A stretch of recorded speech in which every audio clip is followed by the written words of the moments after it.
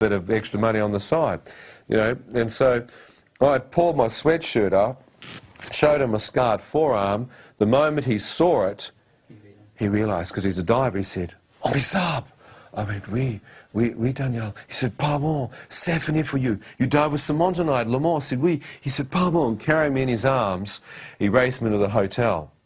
Near the swimming pool, there was the bar, and the Chinese owners that ran the place had closed the bar, so all the tourists had gone to bed, but they were there gambling, playing mahjong amongst themselves, drinking whiskey.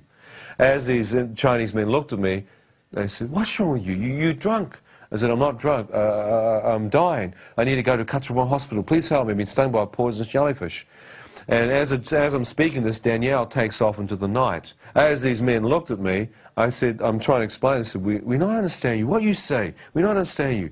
I said, my arm, I pulled my sleeve up. It had worked for my friend just a minute ago. Thought if they see my scars on my arm, they might realise I'm in serious trouble. So I pulled my sweatshirt up. They saw the scarred forearm. And the Chinese owner, he stood up, he said, "Oh, what you do, you stupid white man? You put the needle in the arm? Oh, the old man, he take the opium, huh? Well, why you put the needle in, you stupid white man?" I'm sitting there going, "Where's Danielle gone? These guys think I'm a drug addict, and I'm nearly dead." As I sit there, I see out of the corner of my right eye, my fingers start twitching. As I turn, I see muscle tissue between my knuckles going into spasms. Within a few seconds, my whole arm starts to tremble. It moves up into my face, and my teeth begin to literally be smashed into each other as my jaw goes out of control. Next minute, my entire face and body is in what I call the death rattles, muscular contortions, shaking to bits in front of them. As this deadly shaking's going on, I watch the Chinese men run towards me and try and hold me down. As they do, I'm throwing them off, like rag dolls. My body comes out of this deathly shakes, and I feel go through the core of my body an icy cold breeze, like very, very cold. So I'm freezing, man. They ran and got blankets. The old guy thought I must have taken a poison in my stomach. He tried to pour milk down my throat, at least he was thinking. As I'm sitting there, I feel the poison moving into my bone marrow, and not the poison, but death, like an icy cold death, necrosis, moving into my bone marrow and coming up towards to my upper body. As I'm sitting there, I know if this necrosis hits my upper body, I'm going to die in front of them. I'm gone. I'm dehydrated, paralysed, muscular contortions, now necrosis setting in. At university, I'd done veterinary science as one of my subjects, and I did my degree in agriculture, so I knew from my own physiology I was in serious trouble. I had to get to the hospital. I turned, looked in the car park of the hotel, one vehicle. I recognised it instantly to belong to the Chinese owner who was now standing next to me. I said, "Sir, your car. Could you please take me to Cuttermore Hospital or I'll die in front of you? Please help me, sir. I'm nearly dead, eh? Can you take me in your car?" The Chinese man, he looked at his car. He put his hand on my shoulder. He said, "Oh, my car, huh? Cannot lie. How come you so worried, white man, huh? Wait for ambulance for you. Don't worry, huh? Cannot take my car. We have ambulance for you. How come you so worried?" How come I so worried? I'm about to die, mate. You ever feel like hitting someone? Yes. I mean, I'm not an angry person or a vindictive kind of, you know what I mean? I'm not. I'm pretty mellow, but I tell you what, I felt like punching his lights out. I sat there and every part of me thought, how can I rearrange his face? You know, you hate it when someone touches you?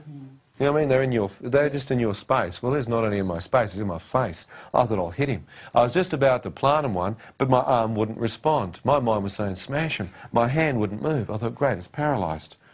I tried my left hand, it moved. I thought, what on earth could I do with my left hand before I died?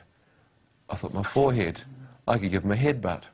So I play a lot of rugby at home, you know, I mean, every now and then you get in some pretty heavy stuff. So I'm about to rip him down into my forehead. As I'm about to do that, this voice comes again. It said, "Son, if you do that, the adrenaline rush will kill you. The toxin's too close to your heart." I thought, that's true. I looked away. I thought, if I survive this, I'll find you. I mean, I'm going to get you, Jack, your history. I'm staring out here, controlling my anger, again wondering what this voice was. But it had literally just stopped me from killing myself. As I looked away, trying to control it, my anger, I watched my friend Danielle come sprinting towards me. Next to him, another security guard. As they grab in their arms, they carry me towards the entrance of the hotel, and I see, as they carry me, the headlights of a small vehicle comes flying into the car park. As I see it come around, it's an ambulance. Small Renault with an ambulance written on the side of it. The guy that's driving it doesn't see us because his headlights miss us, and it was a Creole that rang them, so they thought the boys must be stoned or drunk or off their face, false alarm. The Frenchman driving it changed gear and drove out without even stopping. Didn't even come in. As he took off around the corner, I'm slung between my two friends watching this happen. I think, you're in a Grand Prix or something? And I can't whistle. I'm dehydrated. My friend lets me go, chases after the guy whistling, doing a huge wolf whistle, trying to get the guy's attention. Fortunately, he stops him in the road before he gets up onto the main road. The guy backs up, the other security guard throws me in, gets me into the ambulance, we take off. As we race towards the hospital, it's on a ridge, but they inadvertently put my feet in the front seat, my head's in the back seat. As we begin to climb the ridge to where the hospital is, the toxin that's now in my lower body starts to naturally drain down into my lungs, into my heart, and I feel it starting sweeping into my brain, and I feel compartments of my mind literally shutting down with the poison. It's a weird sensation, but I knew I was dying. As this continued to happen, I start to see on the inside of the ambulance what appears to be a small boy with white hair. I see sections of some kid's life with snow white hair. I then realize as I'm looking at it that this is me. This is sections of my own personal life. I thought, am I that close? With my mind, I did a mental check, you know what I mean, of my own vital signs. My mind told me I am very close to death. As I'm lying there, I think, well, I could be that close to death. I may not make it. I thought, if I don't make it and die before I get to the hospital, what would happen to me? Is there life after death, or when a man dies, is that it? Finished. Cessation life. Well, as a heathen, as an atheist, I reckon when you died, it was all over. The trouble was, I wasn't sure. How many know you can be wrong? You know what I mean? Ever been wrong in your life? Well, I was a gambler, and I'm gambling with my life here. I think, hey, if I'm wrong here, I'm gambling. It's like Russian roulette. I could be wrong here. I thought, I have no idea what will happen to me if I died. As I lay there, I began to see appear now before me my mother. As I saw her, I was amazed, because as I looked at her, I could see she was praying. I thought, what's my mum doing here? As I saw her praying, she looked straight up into my eyes. She said these words. She said, Ian, no matter what you've done in your life, son, no matter how far from God you may be, if you'll but call out to God from your heart, God will hear you and God will forgive you, son. I thought, forgive me? God? What's all this stuff about God? Is there a God? I had no idea until I returned back to New Zealand that at that precise moment on the other side of the world, my mother was on her knees praying for me. She's the only believer in our family. And she had prayed every day of our lives, all the kids, the whole family, every day, every one of them.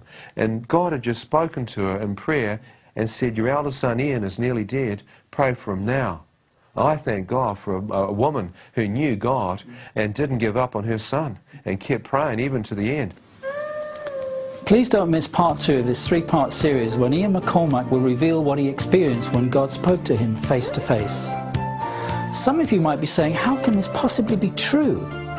I want you to know that with God all things are possible. Believe me, I know. Until next program, goodbye. You've been watching Revelation, the program with a biblical perspective.